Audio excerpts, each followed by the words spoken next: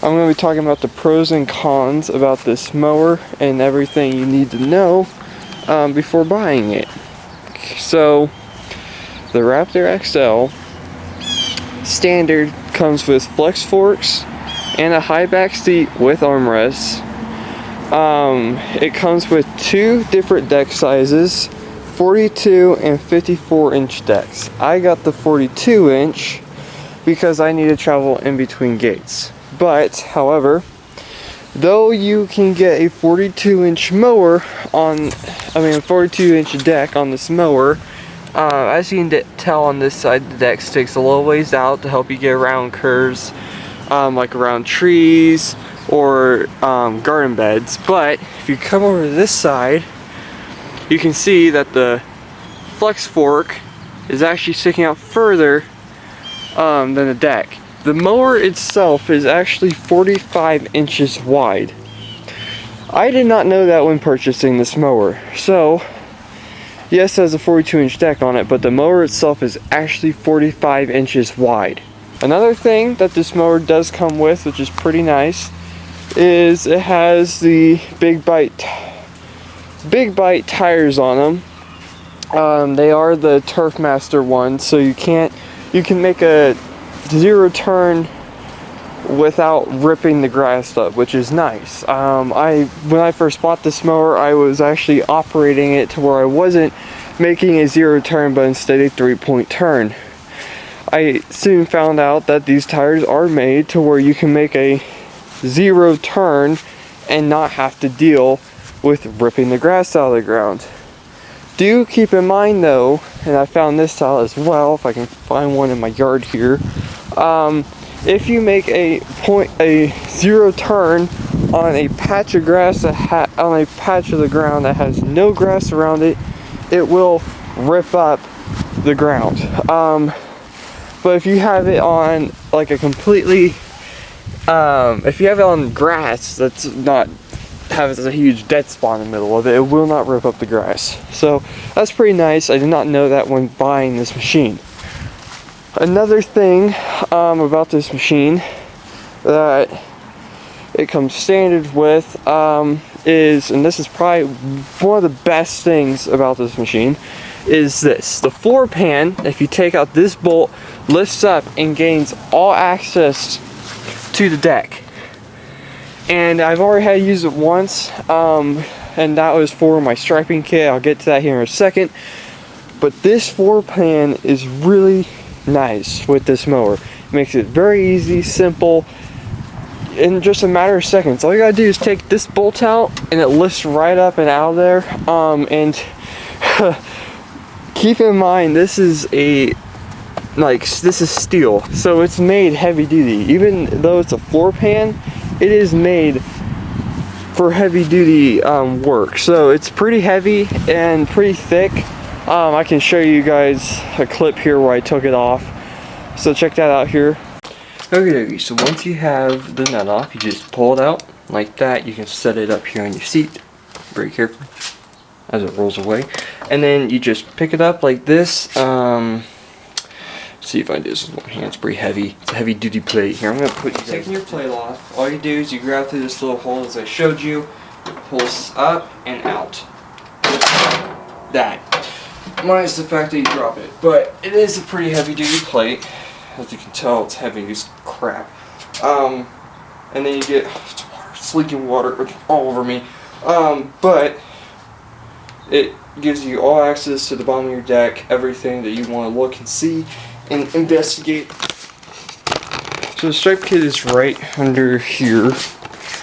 Sorry about the angle, but that's the stripe kit. It goes right at the back of your deck. You have to drill two holes at 3/8 to get the bolt through. Sadly though, to get these holes drilled, you have to take off the deck. There's no getting around it. You have to take off the deck completely, and it's not too hard. The deck is heavy, so if you can do it with one person, but recommend it two. But you just take off these little clips. They're really easy. You just twist and pull. There's 1, 2, 3, 4, 5, there's 6 of them, because you got these front arms too.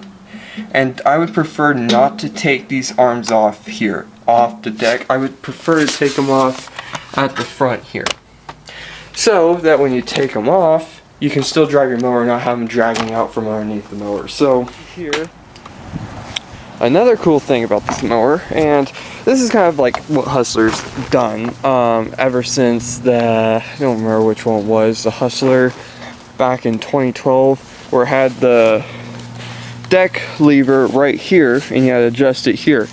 Well, it has the floor pedal, pretty nice, you know, magnetic pin. You can adjust your deck pretty easily. All you gotta do is pick it up, put it to where you want to, so say 2.25 inches, put it in there. It's magnetic. You just drop your deck and there it goes. Okay, pretty simple, pretty easy. It also helps when you're going over over something you don't want to hit. You can just lift it up and then go right back down to where it wants to. Yes, I know my as of right now mine's kind of sticking. And that's mainly because it's cold out.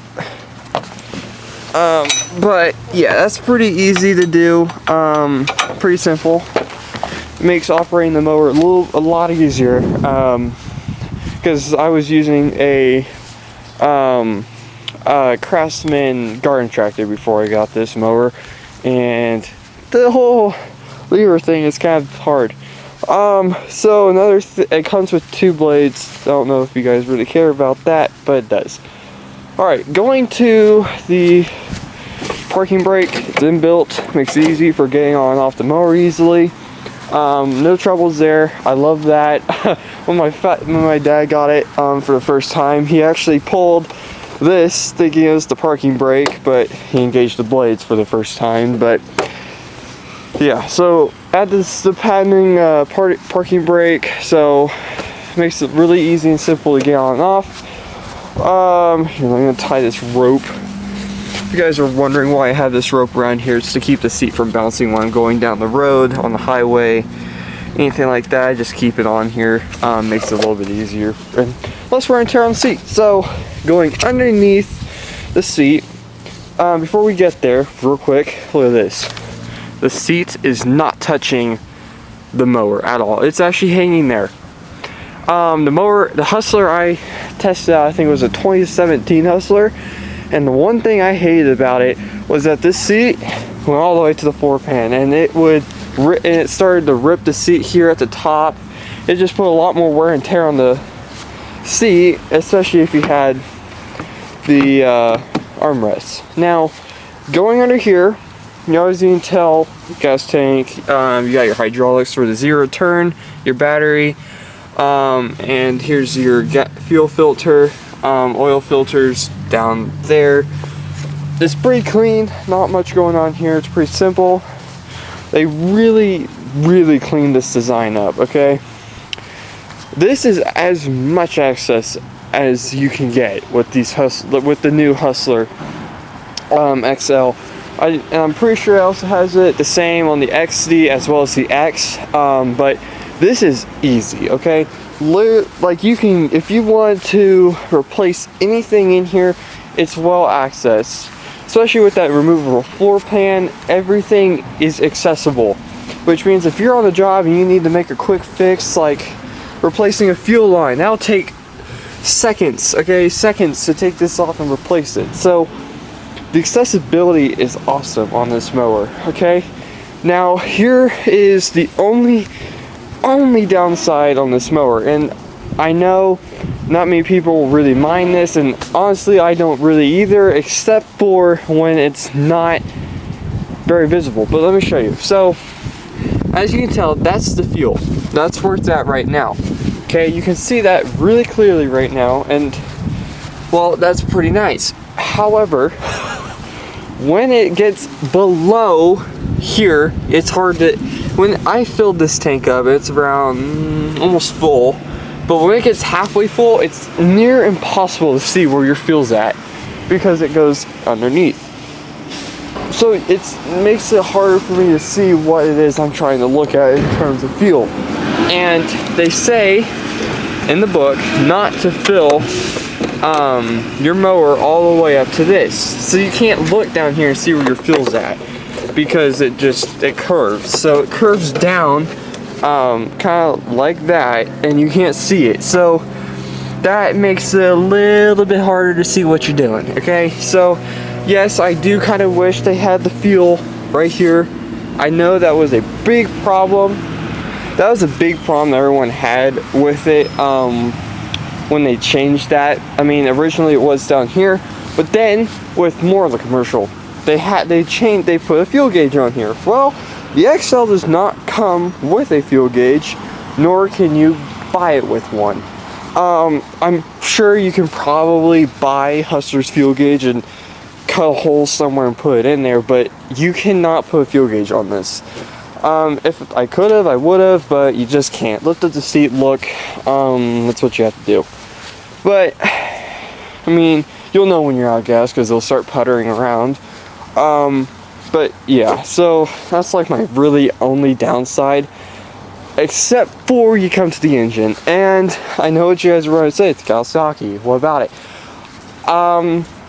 I'm not saying Kawasaki's aren't reliable, but I would have rather had the Kohler. And I know what you guys are probably thinking, well, don't they give Kohlers out to Hustlers? Yes, they do, on their commercials. This is a residential mower, so I'd rather prefer the Kohler. I wish they would have had a Kohler, but it's a Kawasaki, so not really much you're going to do there. So, lifting this up, there you have perfect access to your air filter. Mine's still pretty clean, which is good. But yeah, pretty good access to the air filter if you need to change it. Your carburetor's just under there. That's your throttle control. Okay, your oil's right here. Your oil change thingy is right here. It comes with a tube. I don't have it on me right now, but when I bought this mower, it does come with the oil change tube. You can connect it into that and drag it down this hole and drip it. Pretty easy, straightforward. And to loosen this, all you guys gotta do is get a flathead screwdriver, put it in there, and unscrew it, and it'll release the oil. When you guys buy this mower, you have to have a 50-hour oil change, and I think the next one's a 150-hour oil change. But yeah, we get a 50-hour oil change on them, so the dealer will do it. They should do it at least, so that's pretty nice that they do that for you. So that's pretty good. So the battery, it's an Airstay. It's a pretty good battery, I think. I don't know, I'm not a battery genius. Another thing I like that they did is they had these little caps on the springs to keep the seat from getting damaged. As you can tell, as I've been riding with it, there's a little bit of an indent, but that'd probably come out with a rag. So, I mean, this mower is really good. Honestly, I've used it. Obviously I've used it. It's pretty nice. Okay, let me walk you guys through the controls real quick if you guys are interested in that. So this is your control panel. You have your hour meter, your gate, your blade engagement, your choke, up and down halfway, your throttle all the way up, all the way down, and then you have your ignition. And this is obviously how it works. Just turn the key, just like that. If you guys are wondering, yes, the hour meter stays on 24/7. At first I was kind of worried about that, but turns out not really much to worry about. Okay, it's not gonna kill your mower unless it might overwinter, but you're supposed to disconnect the battery. So I know I have this all tied up here so I can go in and out of gates, and I just keep it up. But this is how wide the mower is with it down. Okay, yeah, it's not too big of a deal if you guys are worried about it. Your oil filter is right here, guys. It's right next to everything with the oil. So if you guys are yeah, God, I lost track of everything I was doing because of stupid garbage trucks. Alright, also comes with two big, massive holders and the cup holder. You can put extra bottles of water and then have your actual opened water there. I mean, yeah, it's a nice mower. It goes 7 miles per hour. Okay, it cannot mow over a 15-degree slope. That kind of should be obvious because it doesn't have the rollover protection bar. So I have a commercial property and I have to mow over a steep slope. I cannot do it with this mower because it's actually over a retaining wall that's at least 6 feet deep.